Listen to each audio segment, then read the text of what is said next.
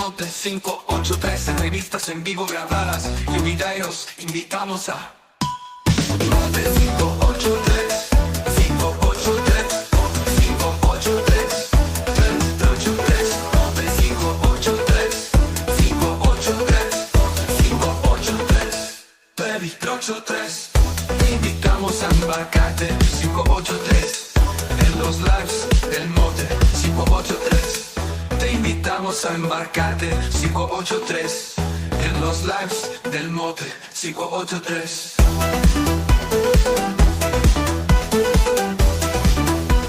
La Escuela de Informática y Telecomunicaciones de Duoc-UC, sede Valparaíso, junto al Centro de Estudios Estratégicos de la Armada de Chile, entre paréntesis CEDESTRA por sus siglas, a través del programa A Puertas Abiertas, presentó la tercera edición del Sumité de la Inteligencia Artificial Aplicada. El tema, Desafíos de las organizaciones ante la inteligencia artificial, entre paréntesis, IA.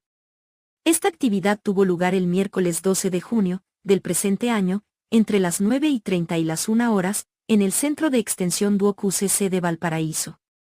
En esta actividad contó con la participación de expertos de referencia a nivel nacional, capitán de fragata señor Carlos Sepúlveda Morales, quien es ingeniero naval electrónico de la Academia Politécnica Naval, actualmente jefe proyecto Construcciones Cotillón 4, el ingeniero civil señor César Galindo, y el ingeniero en Ciencias de la Computación y doctor en Inteligencia Artificial, señor Ian Atkinson, quienes hicieron de este congreso un espacio para reflexionar y debatir sobre el tema, desafíos de las organizaciones ante la IA. Seguir avanzando en este fascinante campo. En los últimos años, la inteligencia artificial ha demostrado ser una herramienta poderosa, capaz de transformar sectores enteros, desde la medicina hasta la agricultura, pasando por el entretenimiento y la educación. En la Escuela de Informática y Telecomunicaciones de Duoc-UC, junto con nuestros socios organizadores, estamos comprometidos a estar en la vanguardia de estos desarrollos. Nuestro objetivo es proporcionar a nuestros estudiantes y a la comunidad las herramientas y conocimientos necesarios para liderar un mundo cada vez más impulsado por la tecnología. A lo largo de este mes exploraremos temas variados que van desde el análisis de datos y la ética en inteligencia artificial, las aplicaciones prácticas que están cambiando la forma en que vivimos y trabajamos. Esperamos que estas discusiones y talleres no solo amplíen sus conocimientos, sino que también enciendan las chispas de la innovación y la creatividad en cada uno de ustedes. Expondrá el capitán de fragata, el señor Carlos Sepúlveda, y también el ingeniero civil electrónico, el señor César Galindo. Y en la segunda parte, luego de un receso, expondrá el señor John Atkinson Abutridi, que es ingeniero en Ciencias de la Computación y doctor en Inteligencia Artificial. Y al finalizar cada bloque de este seminario, se van a efectuar las preguntas que ustedes van a realizar mediante un código QR que se puede apreciar en la pantalla, que seguramente en un instante más ustedes ya lo van a poder ver. Y el encargado de efectuar las preguntas del primer bloque será el señor Carlos González, subdirector de la Escuela de Informática y Telecomunicaciones de Duoc-UC. Y en la segunda parte será el señor Gerard Oliver, investigador de CEDESTRA. Para continuar con esta actividad voy a invitar al escenario ahora al capitán señor Carlos Sepúlveda, que es ingeniero naval electrónico de la Academia Politécnica Naval, es magíster en Finanzas, Business School de la Universidad Andrés Bello, magíster en Ciencias de la Computación de la Universidad de Concepción, especializándose él en Inteligencia Artificial y Estructuras de Datos. Actualmente es el candidato a doctor en Ingeniería de Sistemas Complejos de la Universidad Adolfo Ibáñez, donde investiga la aplicación de técnicas de aprendizaje por refuerzo en problemas de vigilancia marítima. También posee varias certificaciones destacadas, incluyendo una en Ingeniería de Sistemas del MIT. En el ámbito profesional se desempeña en la Dirección de Programas de Investigación y Desarrollo de la Armada de Chile, como jefe del proyecto de construcción de buques multipropósito Cotillón 4, analista e ingeniero de sistemas en varios proyectos en desarrollo y es investigador líder de la línea de investigación en sistemas inteligentes y de soporte a la toma de decisiones. quien va a realizar una exposición sobre inteligencia artificial, una mirada desde la Armada de Chile. Dejo con ustedes en este escenario al capitán señor Carlos Sepúlveda.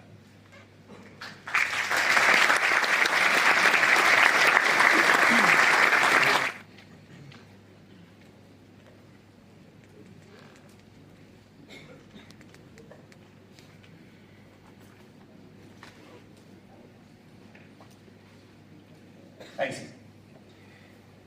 En 1957, Herbert Simon, que es uno de los pioneros en los trabajos de inteligencia artificial, premio Turing, que es el equivalente al premio Nobel en las ciencias de la computación, decía esta frase, que está en pantalla.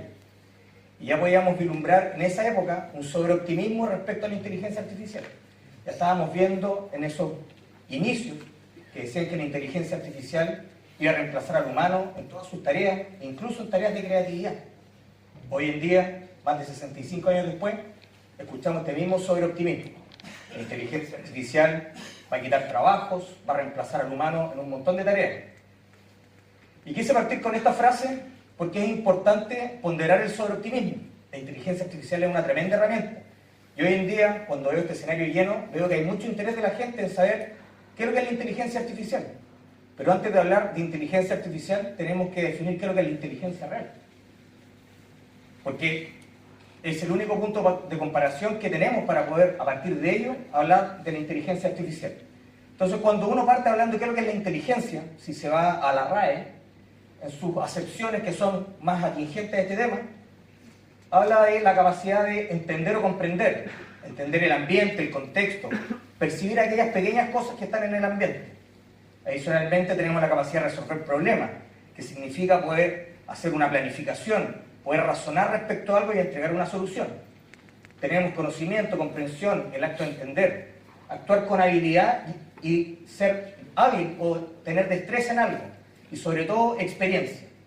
Porque lo que buscamos y como actuamos los seres humanos es, a través de la experiencia, de ese conocimiento que vamos aquilatando a lo largo de años, poderlo extrapolar hacia cosas o problemas que eventualmente nunca hemos visto antes. Sin embargo, pese a que existen estas definiciones en la RAE, a nivel de estudios formales, los psicólogos, los psiquiatras, nos han puesto de acuerdo en qué es lo que es la inteligencia, qué es lo que es este fenómeno. No existe una definición formal y si yo le pregunto a 10 psicólogos voy a tener 10 respuestas diferentes de qué fenómeno es la inteligencia. Entonces, ¿cómo podemos hablar de la inteligencia artificial si no tenemos bien definido qué es lo que es la inteligencia humana? Voy a tomar una libertad y basado en otros autores y para este contexto, vamos a entender la inteligencia como la capacidad de percibir y entender nuestro ambiente. Súper importante poder extrapolar el conocimiento que vamos aquilatando a lo largo de años a nuevos problemas, pero tiene un objetivo que no es solamente acumular experiencia, es generar experiencia y poder resolver problemas en el mundo real. En ese contexto, vamos a entender la inteligencia artificial como máquinas, en términos genéricos, que pueden ser computadores o otro tipo de máquinas con las que partieron trabajando, que hagan esto mismo. Pero lo más importante es que siempre estamos ocupando como punto de referencia, como medida de performance, la inteligencia humana. Entonces, en palabras simples, lo que buscamos es una máquina que actúe como un ser humano frente a ciertos problemas, frente a la resolución de ciertas temáticas. Y cuando utilizamos la inteligencia artificial en términos de desempeño humano, tenemos dos dimensiones que pueden ser esta primera dimensión donde vemos la inteligencia como un comportamiento, o sea, algo que es percibido por alguien como un comportamiento inteligente, o a nivel de pensamiento como un proceso cognitivo interno. Por otro lado, tenemos en términos de desempeño, si queremos que sea como un humano, o en términos de racionalidad, entendiendo la racionalidad como que lo que estoy creando está cumpliendo el objetivo para el cual fue diseñado. En general, todo lo que se ha creado en el ámbito de las matemáticas y ingeniería ha estado asociado a esto, a máquinas que tengan un comportamiento o emulen una forma de pensar racional. Sin embargo, uno de los pioneros de la inteligencia artificial, que fue Alan Turing, se hizo la pregunta de ¿cómo podemos definir si una máquina tiene comportamiento inteligente? Y así inventó lo que era el test de Turing. ¿En qué consiste el test de Turing? En que tengo dos salas en los cuales tengo un interrogador humano y este interrogador humano no sabe quién está en qué sala, si hay un humano o una máquina. Luego, con ambas personas en la sala intercambian mensajes. Y si el interrogador humano no es capaz de discernir si la persona con la que está hablando o el ente con el que está hablando es un humano o una máquina, podríamos de cierta forma decir que la máquina tiene un comportamiento humano. Entonces los investigadores iniciales en esta área dijeron, ¿y qué necesitamos para que una máquina pueda cumplir con el test de Turing? Y lo primero que dijeron fue, primero necesitamos que la máquina se comunique efectivamente. Y ahí nació una de las áreas de la inteligencia artificial, que es el procesamiento del lenguaje natural. Adicionalmente, necesitamos que la máquina almacene lo que sabe y vaya generando experiencia. Nace la representación del conocimiento. Luego tenemos que hacer que la máquina responda a preguntas y obtenga nuevas conclusiones. Y ahí salió la disciplina de razonamiento automático. Finalmente necesitamos que la máquina se adapte a nuevas circunstancias, detecte patrones y extrapole conocimiento frente a situaciones nuevas, donde nació lo que se denomina, y está muy de moda hoy en día, aprendizaje de máquina o aprendizaje automático, o con su término en inglés, machine learning. Y con esas 4 disciplinas iniciales dijeron, con estas son necesarias para cumplir el test de Turing, y luego fueron ampliadas por la visión por computador y el reconocimiento del habla, objeto de la máquina fuera capaz de percibir el mundo, y finalmente la robótica para que esta máquina que estamos creando, que tenga un comportamiento humano, pueda manipular y desenvolverse en el mundo real. Voy a los desafíos en general que enfrentamos en defensa y a las aplicaciones, pero no solamente en defensa, sino que en general lo traté de abordar desde el punto de vista de cualquier organización. Y cuando hablamos de aplicaciones, podemos considerar sin duda la automatización de trabajo administrativo. Estas herramientas y otras me permiten generar reportabilidad automática, resúmenes de documentos, categorización, clasificación, atención de público mediante chatbot bien implementados, porque además de algunos le habrá tocado interactuar con un chat pésimamente implementado y termina siendo frustrante, y finalmente la gente no quiere vivir una mala experiencia, y eso pasa normalmente porque estamos utilizando tecnología, porque tenemos que ocuparla en vez de centrarnos en cuál es el problema real. La predicción de necesidades de mantenimiento. Esto no solamente es válido en el ámbito de la Armada y de las instituciones de defensa, sino que también de cualquier organización que deba gestionar sus activos, donde cada vez tenemos menos recursos o tratamos de optimizar los recursos que tenemos para poder hacer mantenimiento y queremos tener esa máquina funcionando por más tiempo. Entonces hoy en día, producto de la sensorización, que tenemos muchos datos, podemos efectuar algunas herramientas, podemos generar algunas herramientas que nos ayuden a hacer un mantenimiento mucho más inteligente con un mejor uso de los recursos. Predicción de demanda y asignación de recursos. Por ejemplo, tengo un náufrago en una gran área de rebusca. ¿Cuántos helicópteros tengo que enviar y de qué forma hago que cubran de forma más rápida, objeto maximizar la probabilidad de sobrevivencia de ese náufrago? Es un problema que se puede resolver con inteligencia artificial. Porque en la medida que aumento el número de náufragos, o aumento el área, o aumento el número de helicópteros, también el problema se vuelve más complejo y los métodos de resolución tradicionales no resultan. Sistematización de labores de vigilancia frontera y áreas marítimas protegidas. Esto ya hoy en día lo está ocupando Carabineros, la BDI, donde producto de herramientas de inteligencia artificial, especialmente las de visión por computadora, yo puedo sistematizar la vigilancia. Puedo tener grandes áreas vigiladas por máquinas y que me alerten al ser humano, al tomador de decisiones, de aquellas anomalías que está detectando. Y eso sin duda contribuye porque me ayudan a mejorar la conciencia situacional, que es necesaria para la correcta toma de decisiones. Podemos tener sistemas de navegación autónomos. Hoy en día son conocidos los UAV, los SV, robots submarinos, para diferentes tipos de tareas y labores. Sin ir más lejos, ya es una realidad que existen buques autónomos que transportan carga. En Noruega hay buques que transportan vehículos, ferries que hacen conexiones entre puertos, que son totalmente autónomos. Ya lo habíamos conversado, la mejora de conciencia situacional y evaluación de amenazas. Dado que tengo estos modelos funcionando, me pueden entregar una mejor evaluación y detección de aquellos patrones que parecen anómalos, y por lo tanto puedo contar con mejores herramientas para enfrentar un mayor grado de certidumbre para tomar decisiones en casos de amenaza, de definir si efectivamente hay un riesgo presente, si en un caso hipotético de conflicto la persona que está ahí me presenta un riesgo para mí o para la operación, etc. Simulación, entrenamiento y desarrollo de tácticas. Claramente podemos entrenar agentes u otros modelos de inteligencia artificial que simulen ser enemigos y me permitan entrenar a mi gente. O por el contrario, puedo entrenar agentes que dado un escenario de conflicto determinado, dejarlo actuar por sí solo y explorar ese espacio de solución de posibles tácticas nuevas y encontrar nuevas tácticas que quizás mediante un método tradicional no hubiese encontrado. Sin duda mejora la labor de inteligencia, producto del aumento de conciencia situacional, detección de ciberataques. Hoy en día cada vez los ciberataques son más sofisticados y representan o tratan de hacer ataques muy inteligentes, que tienen huellas que son difíciles de detectar. Y como la inteligencia artificial en general es buena en la detección de patrones y anomalías, lo puede utilizar para detectar esos ataques. E incluso hacer que gatille acciones de respuesta rápida, evitando la demora en la toma de decisiones y anticipándose a algún accionamiento. Y finalmente un tema que puede ser bastante polémico, pero están las armas inteligentes. ¿Y por qué es polémico? Porque significa que quizás le vamos a dar a la inteligencia artificial, a un modelo matemático, la capacidad de decir cuándo o no destruir un objetivo o matar a una persona. Pero también podemos hacer con armas inteligentes que el arma sea más selectiva y produzca menos daños colaterales, que quizás solamente destruya un objetivo físico y que no produzca víctimas. Entonces estos son temas que hay que conversar, que hay que discutir.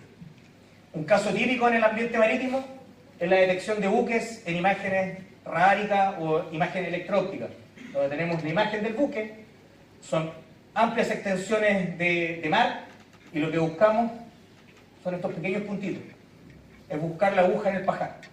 Y para esto la inteligencia artificial o los modelos en general de visión por computadora son bastante buenos. Pero en fin, no hay un límite de áreas de aplicación, existen infinitas áreas de aplicación y en general vamos a utilizar herramientas de inteligencia artificial cuando tengamos un problema que presenta complejidad y variabilidad, cuando haya que reconocer patrones o cuando posee un alto volumen de datos. Entonces, yendo un poco más en detalle, si yo quisiera desarrollar algo que es de uso exclusivo para la Armada de Chile, lo más probable es que voy a tratar de desarrollarlo localmente, primero porque tengo que asegurar de la disponibilidad de ese servicio para cuando lo necesito utilizar y no depender de un tercero, ¿ya? Y segundo, respecto a los datos, es el desafío que enfrentamos todas las organizaciones respecto a la captura de los datos, pero una vez que los capturo es cómo los llevo a resguardo y dependiendo de la aplicación, si no hay problema y mediante un acuerdo de confidencialidad con una empresa determinada yo puedo entregar esos datos, o son de un nivel de significancia tan importante que prefiero mantenerlo restringido con medidas de protección como la encriptación y con base a salud. O sea, acá depende mucho de la ponderación del riesgo, cuál es la decisión definitiva. Y aprovecho de tomarme esas palabras que usaste.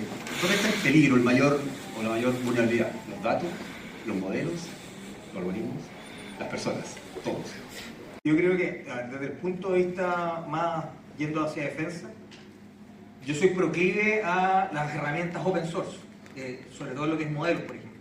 Porque es un poco difícil pensar en que de manera aislada vamos a desarrollar algo desde cero. Ya acá no se trata de construir la rueda, sino de utilizarla para los fines que tú necesitas. Entonces existen múltiples modelos que yo puedo hacer un fine-tuning que se llama, o eventualmente reentrenarlo con otro conjunto de datos con una tarea específica. Y sin duda creo que la sensibilidad está en el tema de los datos, porque a través de los datos tú vas construyendo la información. Hay la famosa taxonomía de Maslow, ¿cierto? Que yo parto los datos, los voy enriqueciendo, los convierto en información hasta decir que llego finalmente al conocimiento. Entonces, sin duda, la seguridad radica mucho en los datos y en la criticidad de los datos. ¿En qué te están diciendo esos datos? Por eso creo que una de las brechas importantes que tenemos como país en general es la digitalización. Porque hoy en día todos hablamos de inteligencia artificial, pero eso es como correr la maratón.